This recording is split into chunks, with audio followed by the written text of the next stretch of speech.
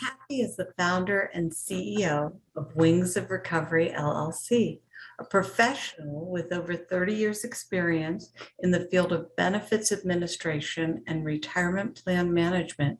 She's also a loving daughter, mom, grandmom, and a woman of faith. After years of living with and loving family members who struggled with substance use disorder and mental health challenges, Kathy initially began a journey of recovery through the 12-step rooms of Nar-Anon and Life Recovery, a Christian-based 12-step program. However, the loss of her son, Jason, to an overdose in March 2017 brought her to her knees, and it was that grief journey that ultimately led her to Balm. In August 2019, having signed up for a grief course offered through Balm, she found a path to recovery that has changed her life. Kathy very quickly signed up for the Balm coaching program and is now both a certified Balm family recovery coach and a certified Balm 12 principles facilitator. She's also a member of the International Coaching Federation and an ICF certified life coach. Kathy believes she is now living her purpose and feels called to share her experience, strength, and hope to help other struggling families transform their lives from chaos to calm, unease to peace, and helplessness to hope. Welcome, Kathy. Thank you, Bev. It's good to be here. Yeah, it's good to have you. Kathy, could you share with us your experience as a mom who lost her son to opioid use disorder? I'd be happy to. So as a mom, you know, we watch our children grow and we only want the best for them. You know, when my son, Jason, began his journey with substance use disorder and mental health challenges at age 14, I was totally unprepared and devastated. And over the next 20 years, I did the dance of the disease with my son. He was in and out of treatment. We were living in chaos and confusion, always trying to outmaneuver the disease. I thought it was my job to fix my son.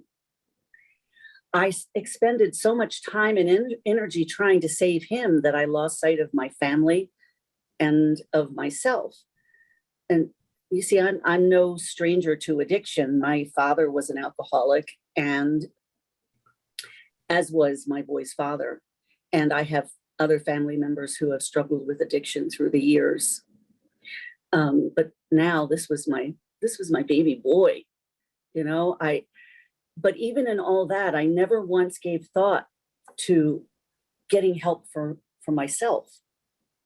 You know, when family programs like Al-Anon or Nar-Anon were mentioned, I would always say, oh, I don't have time for that. I just need to keep my son alive until he decides to stop using. And, you know, the years just piled up. You know, he would have periods of sobriety. He got married. He had 2 wonderful children that he adored. But the disease always won, always. And that led to some very sick behavior on my part, covering up for him with family, even work. You know, I was always bailing him out of every situation, paying for his phone, paying for food, even driving him to buy drugs. You see, I became totally enmeshed in him and his addiction.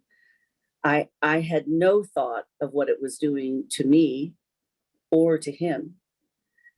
It was only when I got to the point of near financial and emotional collapse that a very loving family member suggested Nar-Anon and offered to go with me. It was through those Nar-Anon meetings that I first learned about enabling, how to stop enabling. I learned I didn't cause it, I can't cure it, I can't control it, and that I needed to take the focus off my son and put it on myself and take a look at my behaviors. That my son had his own journey, and myself, I could change. My son, I could only love. And that was not easy. Letting go was difficult. Stopping the steady flow of money, always dropping everything to run to his aid, believing his lies, stopping that was very, very difficult. It was only through my faith in God, some really hard personal work, and the support of my recovery community that gave me the strength and the courage to find a new way to live, to support recovery, but not active addiction, and to always, always be loving. So that journey, though, that I went on ultimately led my son to his recovery, to his own path to recovery. When I changed, then he, having to face the consequences of his own behaviors, without me there to prop him up, he began his own journey. And it gave us a wonderful opportunity to reconnect, to rebuild our relationship, make amends, and create new memories together. And because I continued to work my 12-step program and he was doing his own work, I lived my life with daily gratitude, hope, and joy. I didn't live in fear or regret.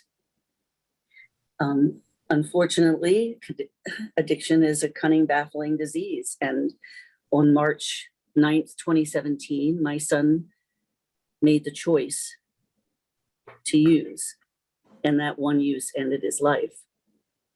And while no one is prepared for that call or that knock on the door, because I had experienced life in recovery with my son the prior 17 months, I was at peace.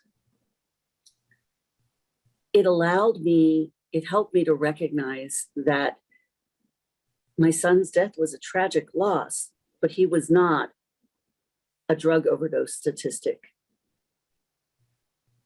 You know, my son was so much more than his disease. Absolutely. So what was it that brought you to the Balm? Well, the loss of my son and the sense of purpose that I felt after that loss. I mean, the first 2 years after he passed away, I spent healing through prayer, through meditation and journaling, through working with a grief counselor, through and continuing my 12-step journey. But, you know, I still felt a little stuck. And so when a friend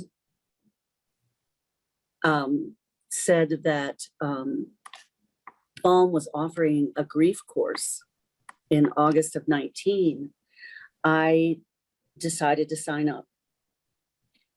And it was the work done through that grief course that ultimately led me to sign up for the coach training. Wow. And how has the experience of being a mom who had lost a loved one studying the Balm impacted you over the years? In the beginning, it was pretty tough. You know, when I first started studying the Balm in my coursework, everything centered around having a loved one with substance use disorder. But my loved one was gone. So it was hard at times to hear all the lessons on the 12 principles and complete the exercises. At one point, I asked my instructor, how should I complete the fast track workbook? I just wasn't sure what to do. And she helped me see that if I take the experiences I had with my son and use them as if they were in the present day and work the exercises in that way, that it would help me learn and grow and build confidence that my past experiences would someday benefit another family and benefit others along the journey. So it really helped me approach the work with purpose and strength. Was it hard to do that? to look back at that? I'll be honest, yes. Sometimes it really was hard to look back. Not just because of the underlying pain that it could bring up, but also because I would tell myself, wow, you could have done it this way. So I had to be careful that I did not fall into feelings of shame and guilt over what I did or didn't do, but just look at it as this is what it was. It's really courageous and powerful, Kathy. You know, we're very strict that people not come in before they have a couple of years if they aren't dealing with someone in the present who has a problem, because it's really hard. You had done a lot of grief work leading up to that, and even for you it was challenging. Yet you were able to work through the difficult feelings you faced as you moved through the program. What were the components that empowered you to do so? Oh, wow, there were several, well, a few. One, I have to say that my cohort, my fellow coaches in training, and the Balm community at large supported me in my journey. And then the 12 principles and 7 steps themselves, you know, as I learned about each principle and the overall concept of being a loving mirror, I came to understand that I did the best I could. I did the best I could with the tools that I had. I just didn't have many tools in my toolbox. Everything I did came out of love. I just didn't have the right tools to show me how to best use that love and support him in the right way. And so now I'm being given the opportunity to hopefully help make a difference in someone else's life, you know, by sharing with them the power of Balm and my experience, strength, and hope. You know, I also came to understand that even with all the knowledge and the tools, I couldn't control the outcome. Learning that we are always at choice to let go of the outcome and live in the present, that was really huge for me. The acceptance that just as he was a choice, I am a choice. And because we are always at choice, we have no control over what happens, no control over the outcome. Mm-hmm. Yeah. But in the midst of that, we can choose to live in peace and joy and love. You know, and like I say in my book, every human being has no control over the outcomes, you know, these big outcomes. You know, a storm hits and boom, a whole city of 1 million has no power for who knows how long. I don't know about you, my mom always said you could walk across the street and get killed by a car. You know, I mean, life right. has a random feel to it sometimes. And it's just that those of us confronted by addiction have to face that. We have to face it because we know we have someone in our life who could at any moment die of their challenge. Exactly. I mean, in the days before my son's overdose, he had just bought a car. You know, he had just moved in with his girlfriend. He was building a life. He was not planning to die. No.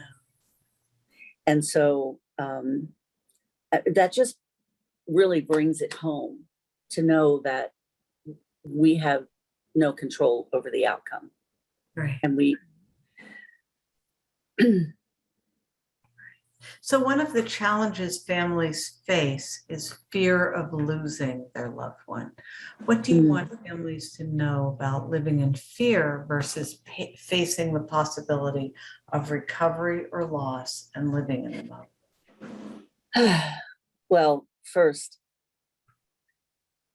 as I've already alluded to, there are no guarantees. But one thing I learned is that fear robs us of the ability to be present in the day. It robs us of our hope, robs us of our joy.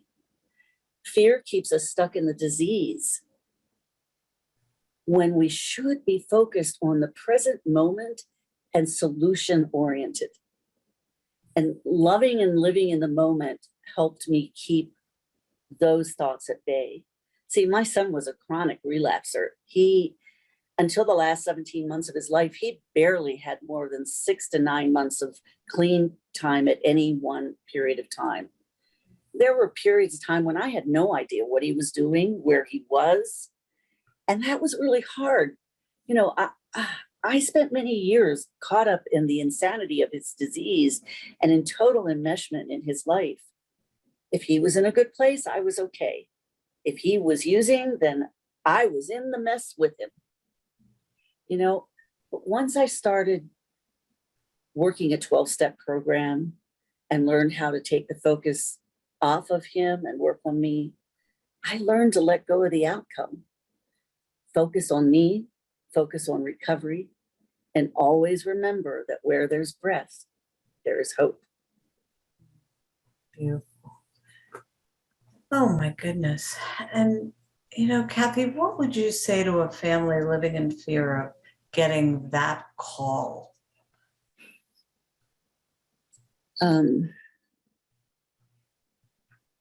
So for me, it was a knock at the door, on the door at 10 o'clock at night, from local county police officers. My son, I live in Pennsylvania. My son was living in Annapolis, Maryland. He died at a local hospital there at 3 p.m. I didn't find out till 10 o'clock at night. But by the grace of God, my neighbor is someone in recovery. And so I was able to get someone very quickly to be with me. So nothing prepares you for the knock on the door or the call. The fact is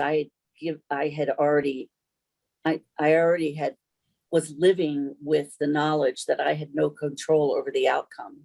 I had already given my son over to God a few years before in all of my 12-step work. And living in fear of that day would have robbed me of all, if I had lived in fear, it would have robbed me of all those precious memories that we created together in those last months of his life. In those last 16 months, we made such wonderful memories that I hold in my heart. And it gives me peace, gives me joy. And so I would nothing can prepare you. So just know that. You can't steel yourself against it. So the best thing you can do is be present, live in each moment, and always be a loving mirror. That's beautiful. Kathy, your journey is an inspiration. I thank you for sharing it with us and for all the work you've done and have yet to do on behalf of and with families. Thank you so much. I feel honored and privileged to be able to share my story.